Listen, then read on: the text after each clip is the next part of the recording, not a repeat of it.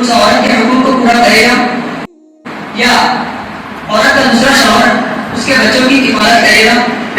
عورت کو 4 مرتبہ شادی کرنے کی اجازت کیوں نہیں؟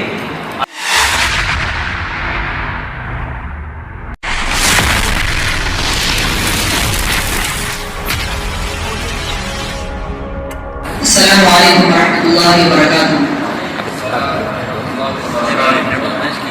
اور نشان بھائی آپ خیریت سے؟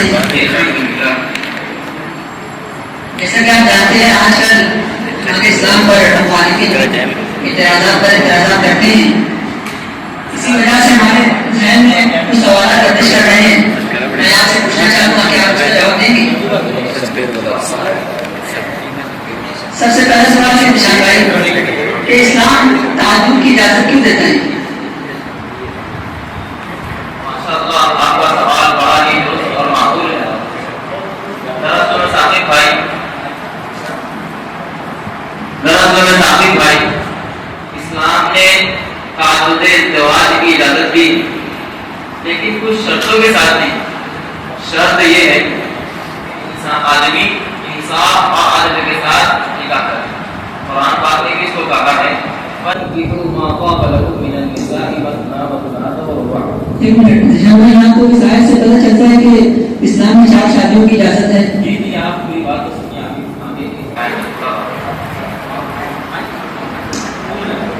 آیت کا ترجمہ یہ ہے کہ آپ جن عورتوں کو پسند کرتے ہیں 2 سے 3 سے 4 سے نکاح کر لیں گے۔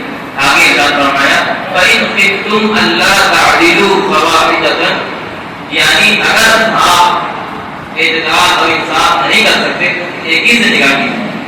دوسری جگہ ارشاد ہے وَلَن تَسْتَطِيعُوا أَن تَعْدِلُوا بَيْنَ النِّسَاءِ وَلَوْ حَرَصْتُمْ فَلَا تَمِيلُوا كُلَّ الْمَيْلِ، یعنی آپ تو بالکل بھی عورتوں کے درمیان انصاف نہیں کر سکتے، اور بالکل اور آپ کسی کی طرف مائل نہ ہو جائیں۔ اس کا مطلب یہ ہے کہ آپ کسی ایک عورت کی طرف بالکل مائل نہ ہوئے، یعنی انصاف اور عدل کے ساتھ دوسرا نکاح کیجیے۔ یہ تو میں نے آپ کو نقلی جواب دیا۔ اب اگلی جواب اس طرح سے ہے کہ عورتیں اس تعدد ازدواج کے نقطے کو سلبی نظر سے دیکھتی، یعنی سرسری نظر سے دیکھ لیتی۔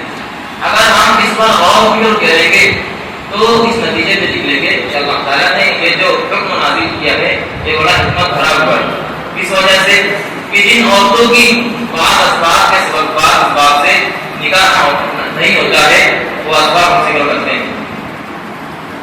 پہلا سبب یہ ہے کہ پوری دنیا اس بات کو جانتی ہے کہ عورتوں کی تعداد مردوں سے زیادہ ہے۔ اب اس چیز کو میں آپ کو ایک مثال کے ذریعے سمجھاتا ہوں۔ مثال کے طور پر 100 مرد ہیں اور 150 عورتیں۔ اب اگر جو سوال آپ نے کیا ہے اس سوال کے مطابق اور غیر بھی جو سوال کرتے ہیں اس سوال کے مطابق 100 مرد تو 100 عورتیں سے نکاح کر لے تو بقیہ 50 عورتوں کا۔ اس کی 3 صورتیں بنیں گی۔ پہلی صورت کچھ اس طرح سے ہے کہ اگر وہ جو 50 عورتیں بچی ہیں وہ اپنی خواہشات کو دبا لے اور راہبہ بن کے زندگی گزارتے ہیں، اپنے خواہشات کی تکمیل نہ کریں، تو اس میں ان 50 عورتوں پر ظلم۔ دوسری صورت یا تو مان لو اپنی پہلی بیوی کو طلاق دے دے اور ان بقیہ 50 عورتوں سے نکاح کر لے، اس صورت میں پہلی بیویوں پر ظلم۔ تیسری صورت یہ جو 50 عورتیں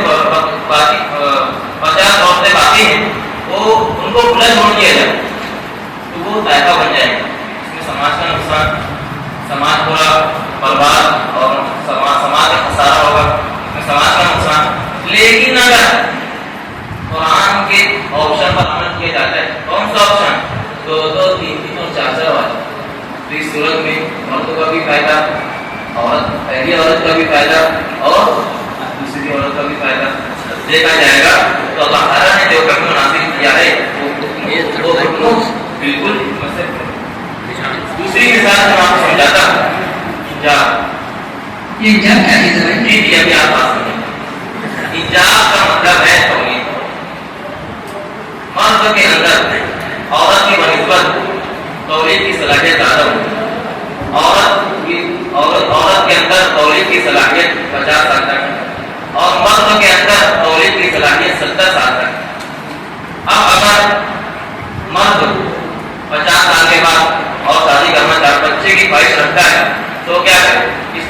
تین صورتیں بنتی ہیں. پہلی صورت تو یہ کہ شوہر اپنی بیوی کو طلاق دے دے اور دوسری بیوی کو شادی کر لے. اس صورت میں پہلی بیوی پر ظلم.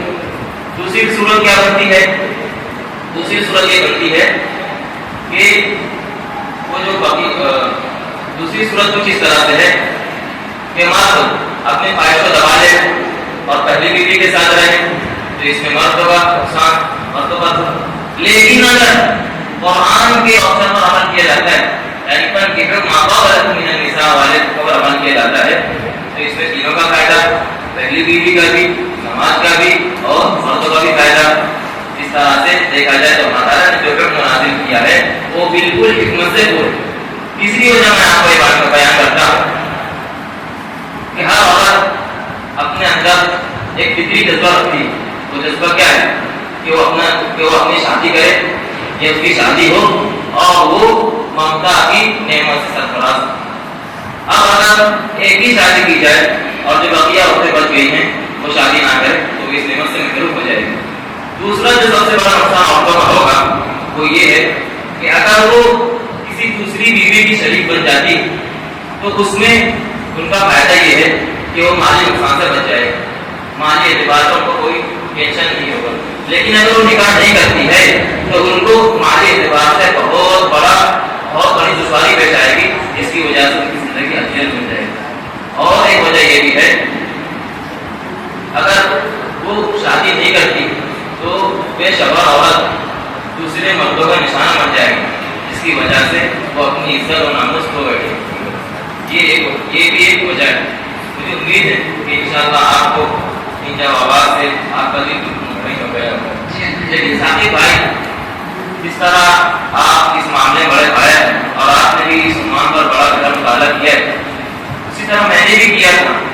لیکن اس طرح آپ نے اس عنوان پر بڑا گہرا مطالعہ کیا اس کے باوجود آپ کو یہ سوال درپیش ہو گئے. اسی طرح مجھے بھی ایک سوال بڑی دنوں سے ستا رہا ہے اور ذہن میں گردش کر رہا ہے. وہ سوال کو کس طرح سے ہے کہ شریعت نے مرد 4 عورتوں سے نکاح کرنے کی اجازت دی، اسی طرح سے عورت کو 4 مردوں سے شادی کرنے کی اجازت کیوں نہیں؟ آپ اس کا تشریح بخش جواب دیں تاکہ میرے نہیں ہو. جی نشان بھائی ماشاء اللہ آپ کے جواب سے اس کا آپ کے جواب سے پتہ چلتا ہے کہ اسلام نے عورتوں کو 4 شادی کی اجازت کیوں نہیں دی ہے. ان میں چند باتیں ہیں. سب سے پہلے یہ کہ اگر عورتوں کو تعدد کی اجازت دے دی جائے تو اس میں عورتوں کا کیا فائدہ؟ اور اگر عورتوں کو اجازت دے دی جائے تو عورت کا دوسرا شوہر اس عورت کے حقوق کو پورا کرے گا یا عورت کا دوسرا شوہر اس کے بچوں کی حفاظت کرے گا؟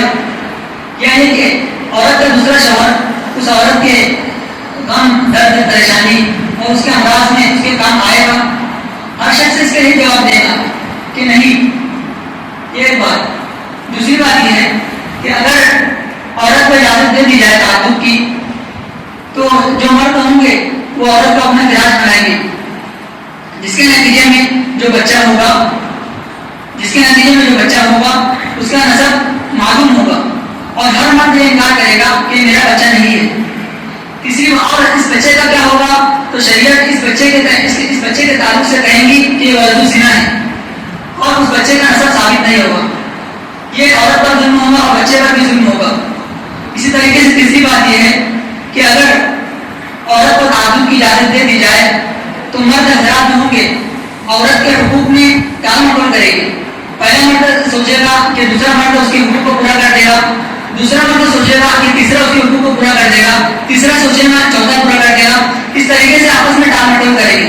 انہیں تمام وجوہات کی بنا پر اسلام نے عورتوں کو تعدد کی اجازت نہیں دی. بہت شکریہ آپ نے ایسا جواب دیا جس سے میرے بالکل نہیں ہو گیا. اللہ تعالیٰ آپ کو ہدایت دے.